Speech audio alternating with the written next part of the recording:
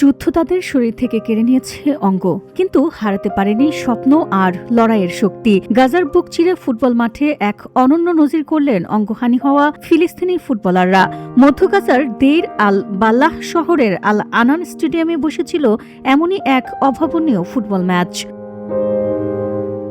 চলমান 2026 ফিফা বিশ্বকাপের আবহে উইল অ্যান্ড রেজিলিয়েন্স বা ইচ্ছা ও স্থিতিস্থাপকতা উদ্যোগের অংশ হিসেবে এই প্রতীকী ম্যাচের আয়োজন করা হয়, যেখানে এক দলের পরনে ছিল ব্রাজিলের জার্সি, অন্য দল মাঠে নেমেছিল আলজেরিয়ার জার্সি গায়ে। আহত আয়েত আল খতিব জানান, আহত হওয়ার আগে আমি একজন ফুটবলার ছিলাম। বিস্ফোরক ভর্তি একটি বেল্টের হামলায় আমার পা কেটে ফেলতে হয়, কিন্তু আল্লাহর রহমতে আমার মনোবল দৃঢ় ছিল এবং আমি আবার গাজা আল ইরাদা দলের হয়ে ফুটবল খেলায় ফিরে এসেছি।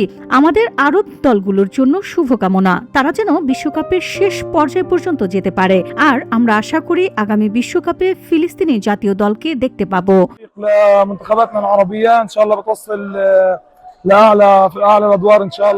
চলমান 2026 বিশ্বকাপকে কেন্দ্র করে আয়োজিত এই ম্যাচের তাৎপর্য কেবল খেলাধুলার মধ্যে সীমাবদ্ধ ছিল না, এর পেছনে ছিল বিশ্ববাসীর কাছে পৌঁছানোর এক জোরালো আকুতি।